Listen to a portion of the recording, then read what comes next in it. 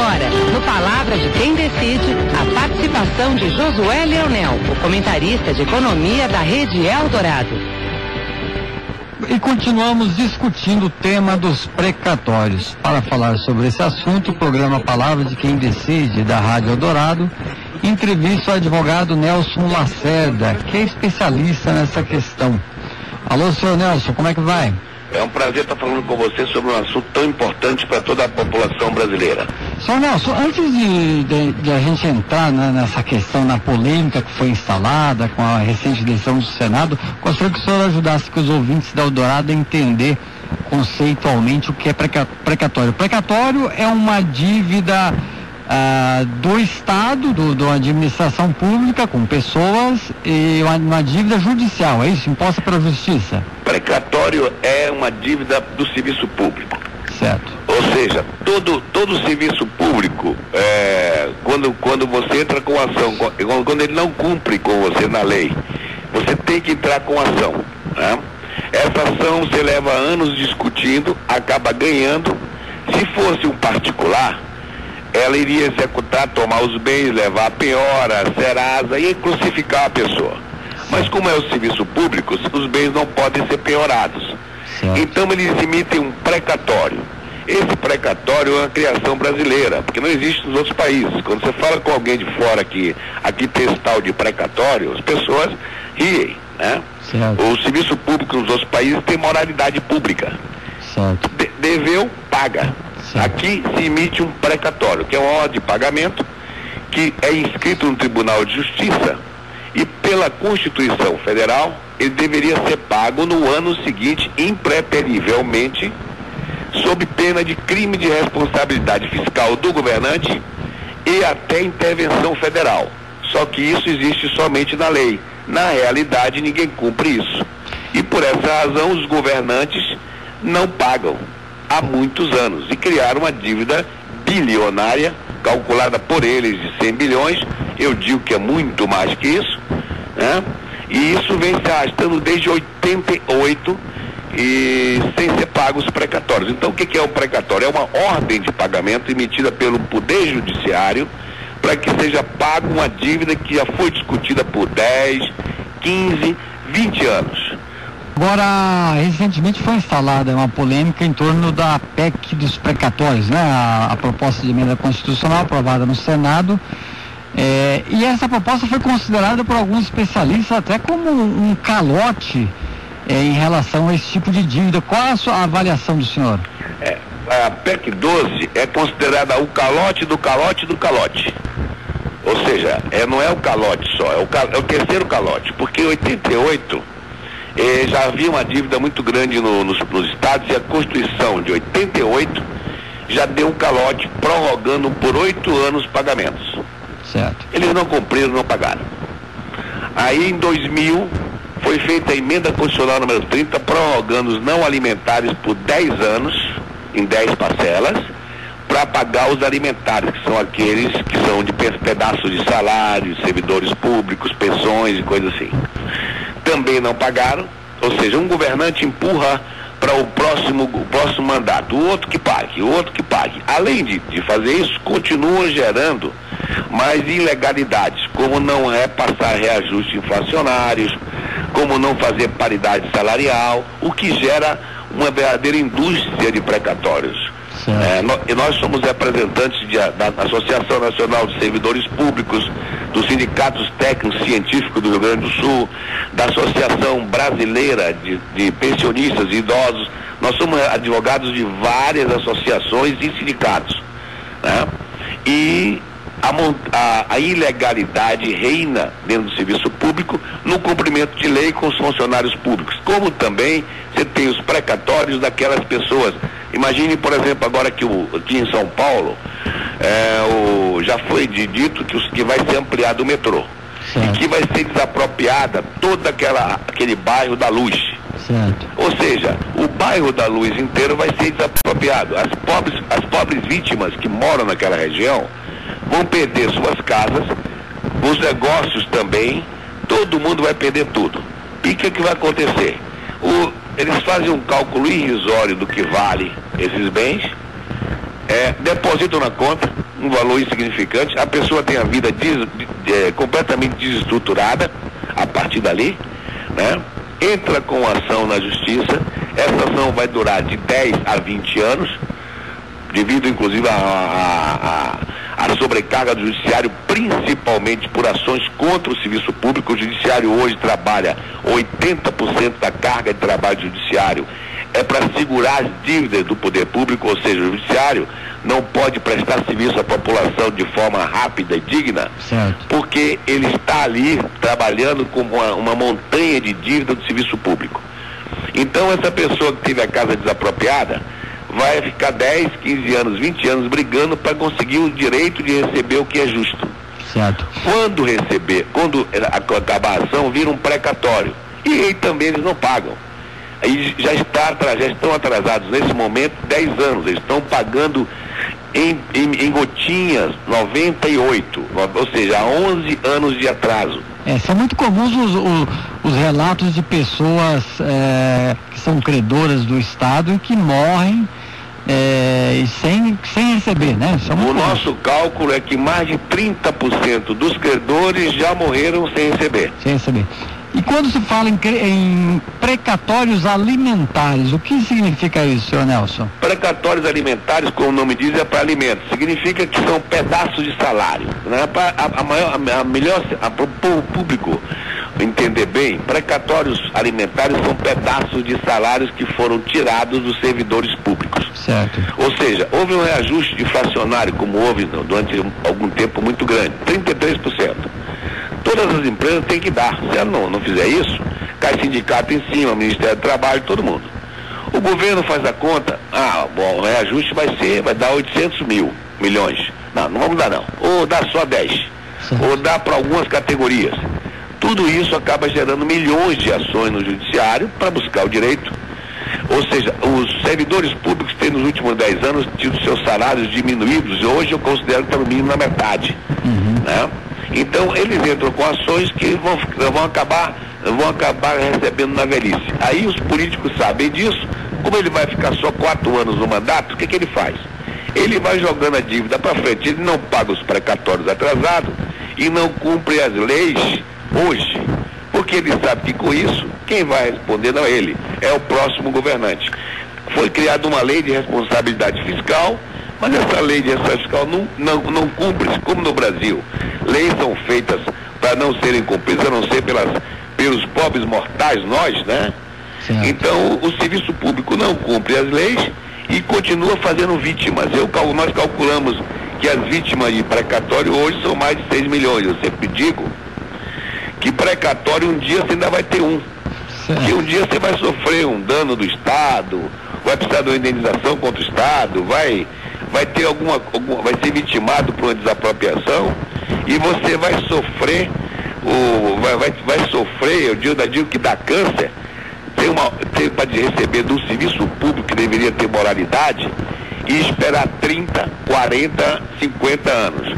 Isso seria o prazo que se esperaria hoje, nas condições que está. Com a PEC que eles estão criando, eles acharam uma solução. O ministro Nelson Jobim, junto com o deputado federal Renan Calheiro, criaram essa caixa de Pandora, né?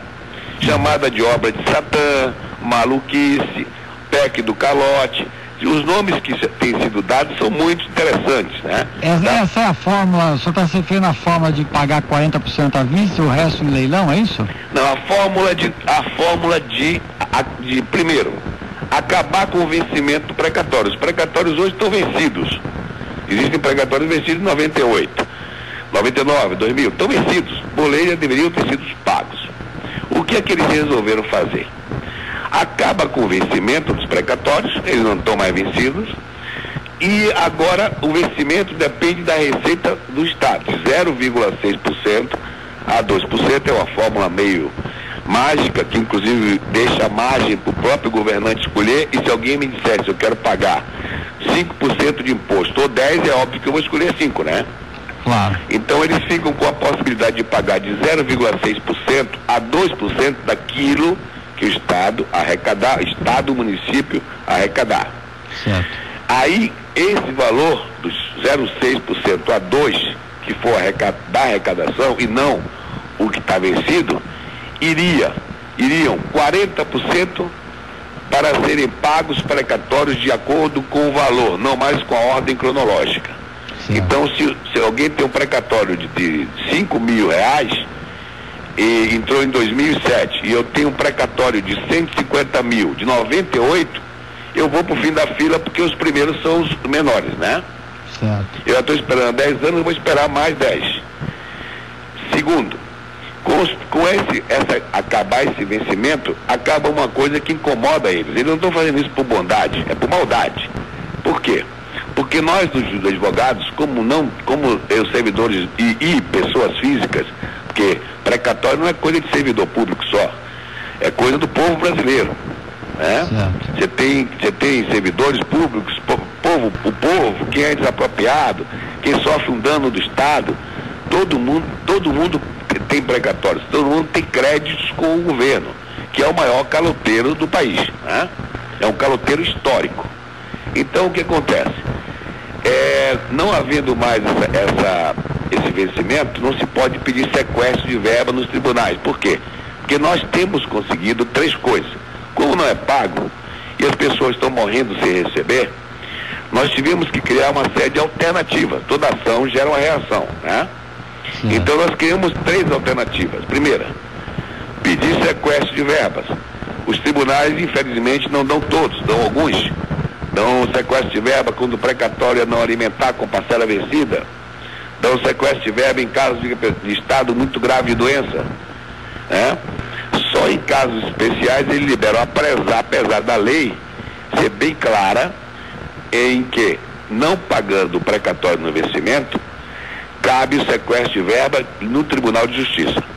Certo. Então, como isso tem ocorrido em grande escala e o judiciário cada vez mais está dando sequestro de verbas para pagar os precatórios, isso está deixando os governantes nervosos. Por quê? Porque eles estão tendo que pagar por força de lei. Já que eles não pagam, não cumprem a lei, está se conseguindo que eles cumpram a lei. Por outro lado, se criou um sistema de quê? Já que não se consegue receber, começamos a criar há 10 anos um sistema de utilizar o precatório para que quem tem crédito com o Estado, que é as empresas e ICM, comece a utilizar ele na compensação de impostos. O credor perde uma parte do precatório que ele sabe que não vai receber mesmo, vende com deságio para a empresa tem uma redução de carga fiscal e ela utiliza pagar ICM, tanto na compensação como na garantia de dívidas. E isso tem crescido de forma muito grande, porque com essa crise, inclusive, as empresas estão tendo problema de caixa e estão tendo que demitir. Então, eles precisariam ter uma redução de carga fiscal. Sim. Com isso, a utilização do precatório passou a ser uma coisa em larga escala. Resolve o problema do servidor, que não morre sem receber. Recebe menos, mas recebe. Reduz a carga fiscal da empresa e obriga o Estado a pagar. Como isso está acontecendo, o Estado está tentando fazer essa PEC, que, em primeiro lugar, faz o que eu estou dizendo, que é colocar um percentual ínfimo da receita deles para pagamento.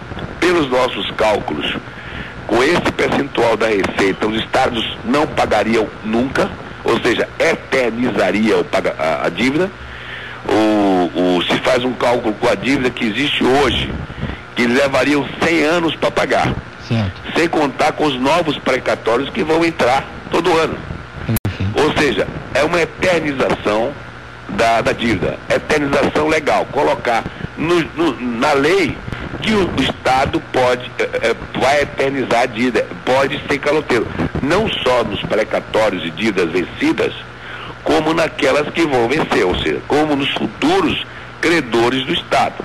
O Estado vai desapropriar um monte de gente por aí para fazer as coisas, e as pessoas já sabem que não vai receber. O Estado vai ficar blindado, protegido por lei, para fazer todo tipo de arbitrariedade e não pagar aquele que ele vitimou. Perfeito. A Rádio Dourado entrevista o advogado Nelson Lacerda, que é especialista na questão dos precatórios.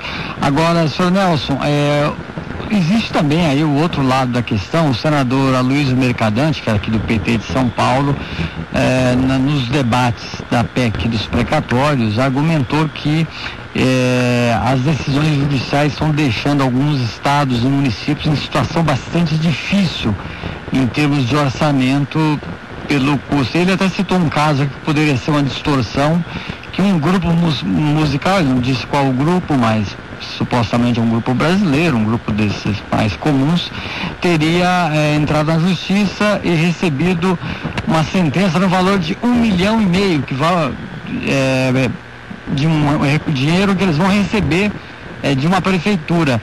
Aí o senador comentou, nem um show do Rolling Stones custa tudo isso. Isso aí é fácil do senador falar.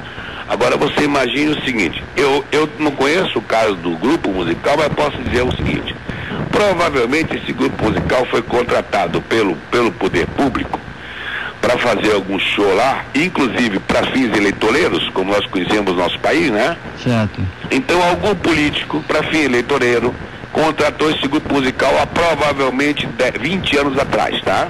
Certo. 20 anos atrás. E não pagou, porque eles são galopeiros, ele não pagou.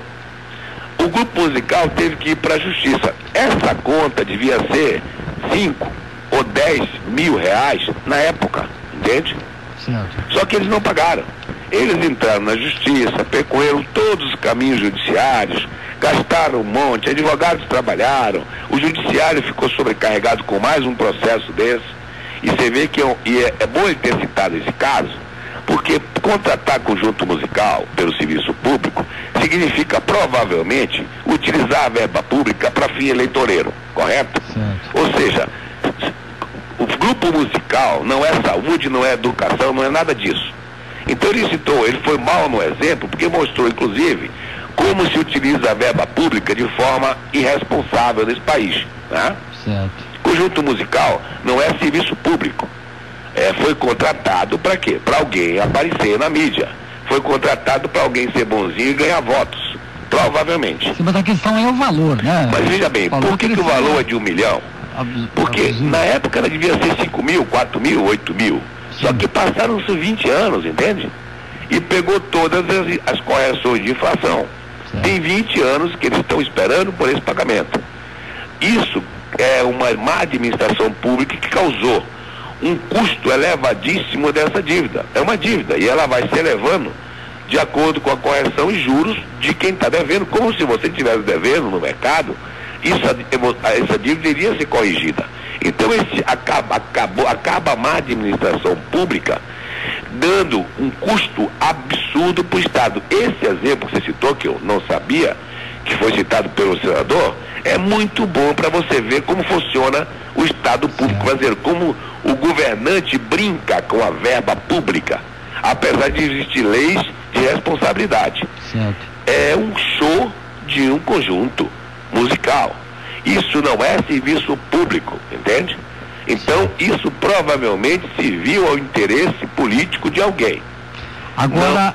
Foi um desvio de finalidade de verba.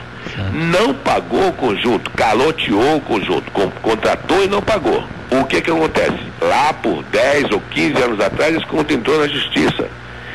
Esses 15 anos acabou corrigindo a dívida de tal forma que a administração pública está pagando um absurdo. Por quê? Porque alguém contratou um serviço que não era finalidade pública, não pagou esse serviço e acabou gerando uma dívida de R$1 milhão. Para você ter uma ideia de como nós somos um país surreal. Nós somos um país que está fora da realidade, entende? Você me deu um exemplo prático, você dissesse, olha, comprou remédio para a população e não pagou, que é comum eles fazerem, né? Contratou uma obra importante de hospital e não pagou, mas não, é um conjunto musical. É importante a população ver isso. O governante diz que não tem verba, que eles a eterna desculpa do governante brasileiro, é uma desculpa esfarrapada, é que ele não tem verba. Agora, verba para publicidade, para fins eleitoreiros, como contratar um conjunto musical, verba para obra faraônica, verba para tudo que é de interesse deles, como se o dinheiro fosse deles, e o dinheiro não é deles, esse dinheiro é do povo. É o povo que paga uma fortuna de impostos que é má administrada pelos governantes, e eles jogam aquilo que é obrigação legal, é sentença judicial, para frente. E sempre que se fala que ele tem que pagar, vem a desculpa, mas isso vai prejudicar a saúde, a educação. Ora, a saúde e a educação no Brasil já está prejudicada, já é uma calamidade. Os governos, estados arrecadam uma fortuna e não pagam, porque a verba pública é usada de forma irresponsável no país. Sim. E essas dívidas são sentenças judiciais. O poder judiciário tem como ferramenta da justiça para distribuir justiça no país a sentença imutável. No momento que não se cumpre as sentenças judiciais, nós estamos pegando um dos 3 poderes da democracia, que é o judiciário, e colocando abaixo dos outros poderes. Isso significa que estamos quebrando o modo tripartido de existir da democracia. Não somos democracia se algum dos 3 poderes não tem igualdade de poder. Se o poder legislativo pode fazer uma lei e costurar, remendar a Constituição Federal para colocar lá esculpido, para nossa vergonha mundial, de que o que é possível no Brasil promover calote público, porque via constitucional, nós vamos ser piada pública, vamos perder rates internacionais e principalmente vamos discutir se temos ou não uma democracia. Por quê? Porque essas sentenças são do Poder Judiciário, um dos 3 poderes independentes do país. No momento que nós permitirmos que eles mudem data de pagamento, que é uma das coisas que nós falamos aí, você agora aqui da PEC. Um outro item importante da PEC é que os mágicos que construíram essa PEC, né, acharam um meio de reduzir a dívida. Nós devemos 100 bilhões. Vamos reduzir a dívida. A sentença judicial diz que os juros são de 12% ao ano de uma dívida não paga no judiciário. 12%. Você, se for pagar o banco, paga 3% ao mês. Se for cartão, dá 134% ao ano. Mas a judicial é só 12%. Tá? Para você, pobre mortal, se dever ao banco, vai pagar no cartão 120% ao ano. Muito bem. Mais a correção que é GPM, correção monetária do dinheiro. Os nossos grandes mágicos, Renan Calheiro e Nelson Jobim, criaram a fórmula de reduzir a dívida.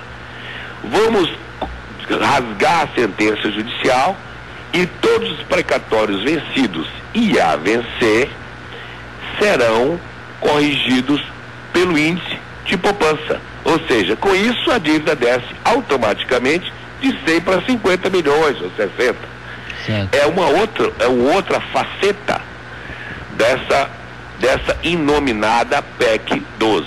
Eles estão simplesmente mandando as favas do Poder Judiciário, dizendo que ele não tem poder nenhum, que ele não tem igualdade nem nada, e que ele vai mexer nas sentenças dele, corrigindo pela poupança. Quem tem precatório vai valer, a partir da PEC, se for aprovada, só a metade do valor automaticamente. É uma forma maravilhosa de reduzir dívida. Faz-se uma lei, acaba-se com o Poder Judiciário, e o camarada que tinha 100 mil para receber vai ter só 50. Esse conjunto musical que tinha 1 milhão teria, se não sequestrasse, teria 500 mil automaticamente. Isso é uma outra faceta dessa PEC. Perfeito. Senhor Nelson, essa é uma questão muito importante. Temos ainda outros pontos a discutir, mas realmente estamos com o tempo esgotado. Agradecemos muito a atenção do senhor. Ok. Eu agradeço também a entrevista, porque esse é um assunto que interessa ao povo brasileiro todo, porque estamos falando em colocar o calote da Constituição para sempre.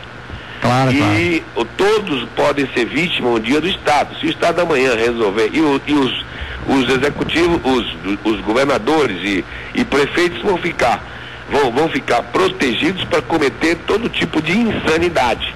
Eu vou desapropriar essa rua toda aqui, que eu quero fazer um parque. Correto. todo mundo perde suas casas, seus negócios e ficam na miséria, desconstituem famílias e depois vão para o judiciário. E vão para lá esperar para a terceira geração, para a quarta geração, para a quinta geração receber. Quer dizer, o Estado tem que ser exemplo de moralidade pública. Se o Estado não tem moralidade pública, não cumpre a lei, quem vai cumprir? Eu agradeço muito aos seus ouvintes e você também. Para o senhor também, muito obrigado. O programa Palavra de Quem Decide, da Rádio Eldorado, entrevistou o advogado Nelson Lacerda, que é especialista em precatórios. Palavra de Quem Decide.